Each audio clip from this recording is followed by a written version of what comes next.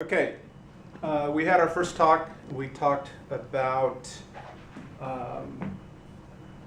the way that the body responds to something like high intensity exercise, how it goes through resting ATP, creatine phosphate, how then your anaerobic system is kicked in, and then long term it becomes aerobic.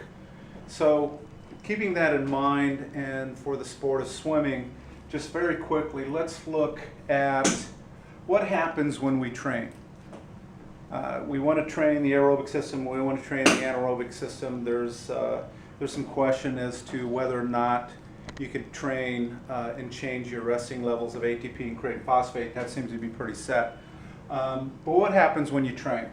Just real quick, as you begin training, you increase the VO2 or your oxygen uptake.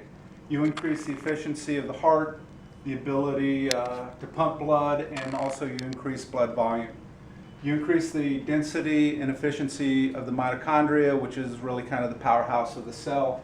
You increase your arterial bed so that the muscles have more blood coming to it, more arteries diffuse through the muscle itself. You increase strength, you increase the ability to buffer lactate and to remove lactate. You increase the ability to remove CO2. You decrease your heart rate for given workloads.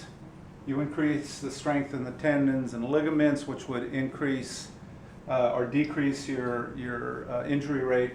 And you also increase your motor units and your muscle fiber recruitment. So there's a whole lot of things going on, a lot more than just this, but this is just giving you a basic background.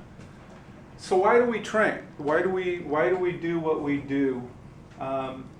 This is the goal, really, what we're looking at right here. We want to get people in shape.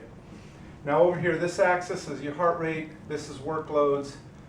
For given workloads, you can see how we are looking for a shift.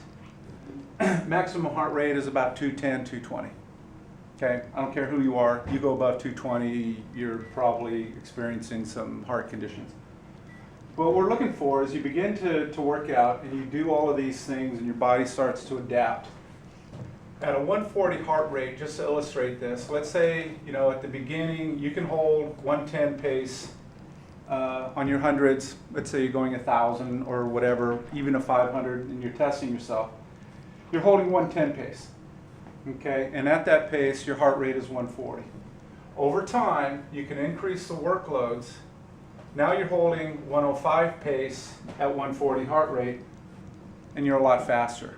So this is shifted over. And so that really is what training is all about. You're doing all the work, all the training to have these things occur to allow for this shift. So the question is what is the fastest way to get this shift to occur and to create fastest swimming?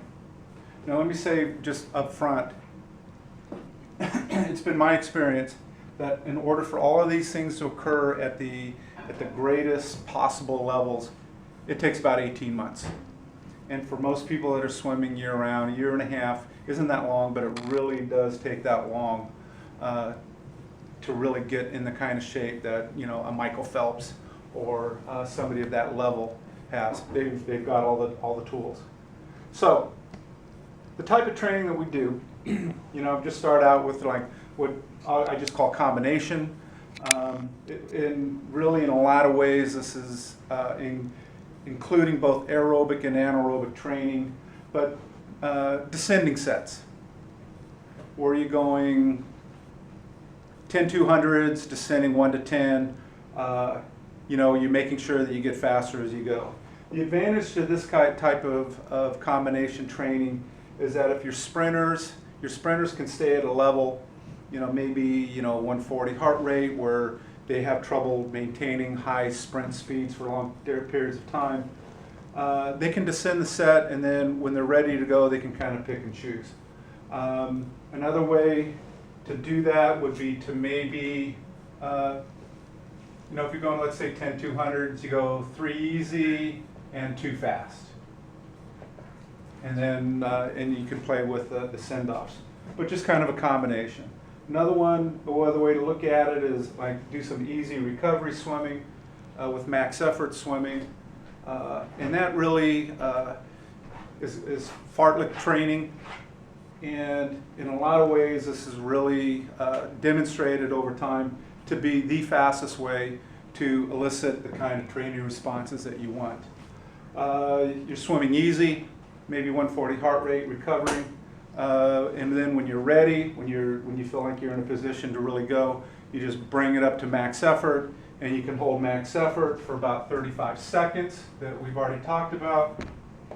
And at the end of 35 seconds, that might be 50 or 60 or 75 yards, close for some people. Then you revert back to an easy recovery mode. And then you can just do that type of training, bouncing back and forth. But the problem with that is that some people it really is difficult to then make that transition to maximum effort. Another way is just cycle training, where you might have one day where it's aerobic in nature, another day where it might be threshold in nature, another day where it might be short sprints in nature. And coaches use all kinds of these things. Specific to aerobic training, you can't get around it, just longer continuous swims. And it doesn't have to be the type of swims where you're killing yourself, but you do have to be aerobic, and you can be 140, 150 heart rate, 160. And then over time, you just get faster and faster. Some other ways to do that, if you do short rest, like sub-threshold swimming, let's say you go 2100s, 5-10 seconds rest, but you're staying about 140, 150 heart rate, nothing that's really super stressful. But over time, you could increase that number, or you try to stay at 140 heart rate, but you find yourself, instead of holding 110s, maybe you're holding 108s, and then progressively get faster on those. But it's still sub-threshold training, similar to what you see here. Threshold swimming, if you are a distance swimmer, you spend a lot of time at threshold because you are trying to maintain fast swimming at about as fast as you can without producing lactate levels, which will hinder your ability. But you might, if you're a distance swimmer, a lot of repeat swims, trying to hold 180 heart rate. And that's a little bit harder to do. And you want to make sure it's short rest because you don't want recovery and you want more continuous training.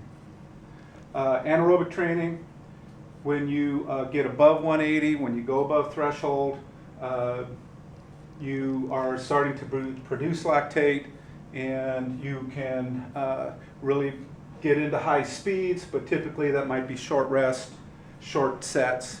An example here, I just put like maybe you go 550s, and you might go them on 34 seconds, and if you are trying to go 158 and 200 free, you might be holding 30s or 29s for those.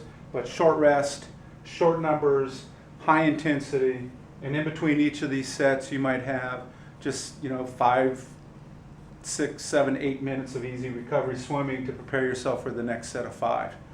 And then, which is I think still important, is the max speed effort, where you're doing test sets, where you're going dive 25s and 50s, because in many ways, swimming fast is a learned response. And your body really needs to learn what it feels like to be at max effort, max speed.